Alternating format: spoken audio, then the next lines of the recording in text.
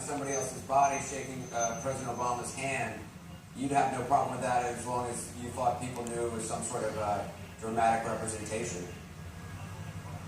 My first concern is always going to be, is what they're saying there correct or not? And the substance of what we've been saying is absolutely correct.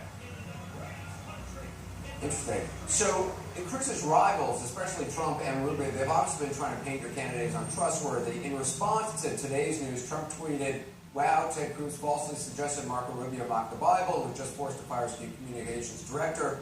More dirty tricks." Obviously, for accuracy's sake, it wasn't Cruz himself saying this. It was Rick Tyler in a tweet.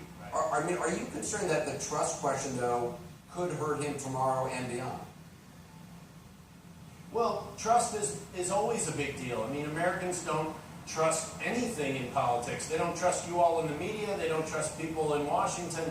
And you need to overcome that. You need a track record. And Ted's track record goes all the way back to when he was a teenager, memorizing the Constitution and making his way around Texas, teaching people about it, through being the Solicitor General, winning awards as the Texas Solicitor General that Democrats supported him getting for what a good job he did defending the Constitution, and then moving on to the Senate and continuing that as the only consistent conservative in this race. If your candidate doesn't win Texas, is that it for him? Obviously, a home state is absolutely critical. We're not going to make any bones about that. You have to win your home state really to have a viable path forward. And right now, with Ted's popularity in Texas, we see him heading to cruising, in his case with a Z, to victory there. And we expect to do well on Super Tuesday. He's invested, I think, more time than any other candidate in the Super Tuesday states. And we have more cash on hand than all the other campaigns combined. So we're prepared for that next week's worth of battles in all of these states as the race goes from one state at a time to national. Ken Cuccinelli, appreciate it. We'll be covering it all. Thanks very much from Las Vegas. More now on tomorrow's caucuses there. Joining us is Autumn Kahn, chairman of the Washoe County Republican Party, also CNN political commentator, former senior Mitt Romney advisor Kevin Madden, the CNN chief political analyst Gloria Borgia. Gloria, I mean, the shakeup of the Cruz campaign, Rick Tyler, we've had him on this program a lot, on the heels of this Photoshop picture, the other things. How do you see it playing out in Nevada and beyond? Well, first of all, Trump, according to recent polls, is the prohibitive favorite in Nevada. It's a caucus, so who really knows what's going to happen?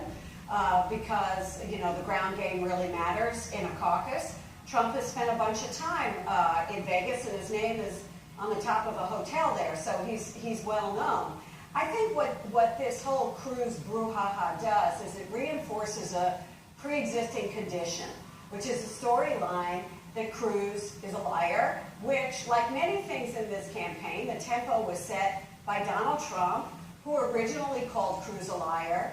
Then Rubio sort of picked it up and ran with the same theme, and Cruz found himself on the defensive to the point where today he had to fire someone, and I think as a result, he may have sort of stoked the flames of the storyline rather than extinguishing it. Autumn, what do you think about this? I mean, because you just heard from Ken Cuccinelli said this isn't what Republicans care about. It really isn't. I know here in Nevada, Gloria brought it up. It's all about the ground game. It's about the issues that matter to Nevada voters. I saw just recently Ted Cruz put out an ad saying that he wants to return federal lands. Anyone who's from Nevada knows 85% of Nevada's lands are owned by the federal government. So I think it's smart for a candidate like Ted Cruz, and even Marco Rubio said it at a rally earlier today, that we want to return those lands to the Nevadans. So it's going to be interesting to see what plays out tomorrow. But one thing that needs to be said is, Donald Trump's popularity. Maybe he's got a tower in the South, but he's not as popular as people might think. And in a state where the ground game is crucial, I tell you, someone who's been working on the ground here, the Rubio and Cruz campaign are much more organized, and they've been here for months doing the work that Trump should have been doing back in October. Kevin, do you think Trump is vulnerable in terms of ground game? Yeah, certainly vulnerability. I think Donald Trump is trying to continue in many of these contests, test the old model with his new model. The idea that you can go in there and dominate earned media, that you can dominate the local television coverage, that the momentum at a critical time like this is probably more important than whether or not you have people out knocking on doors. So when he tried to test that approach in Iowa, he didn't win.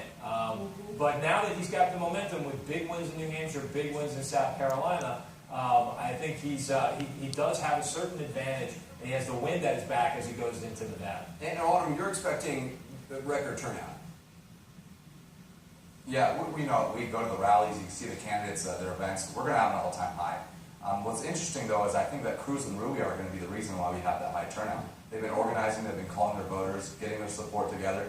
And I just don't see, and you know, Kevin just talked about the wind at the back of Donald Trump.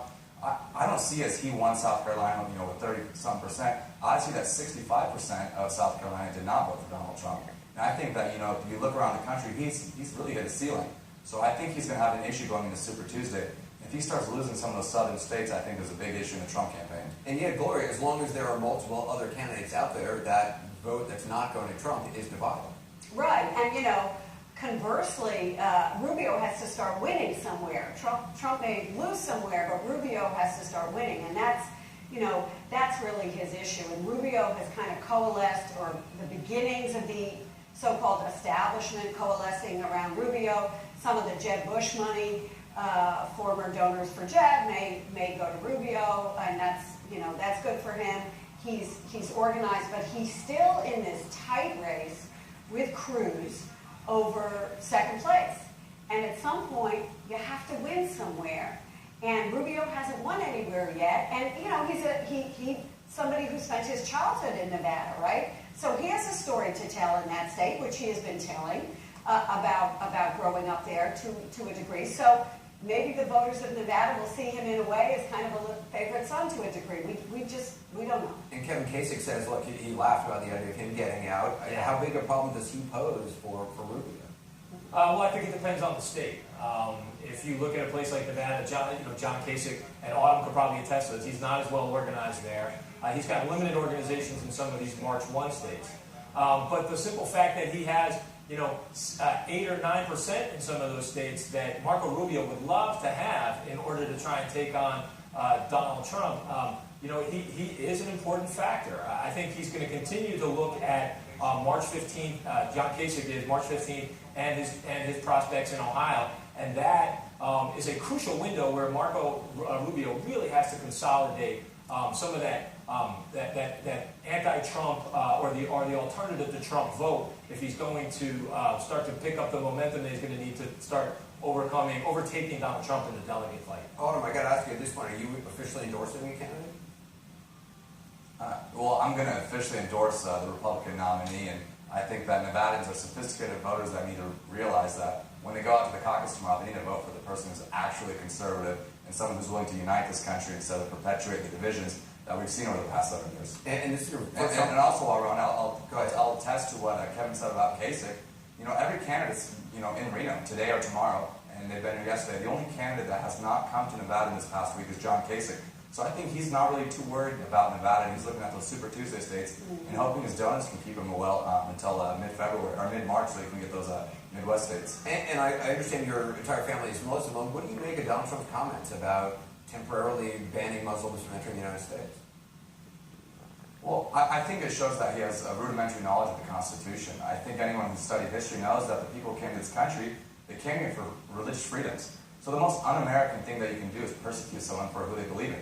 That's not better than the country that my father came from. They're hanging people on the streets for, worshiping a God that's not theirs. So we can be like them and, support that type of rhetoric, or we can decide that, hey, we're going to stick to the Constitution and we're not going to do those things. So I think voters have a lot to look at tomorrow. So if Trump is the nominee, I hate to put you on the spot, but if he's the nominee, would you support him? I will support the Republican nominee.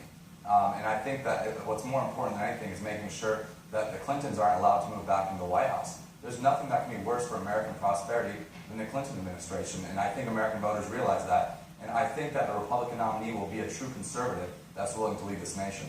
Autumn Khan.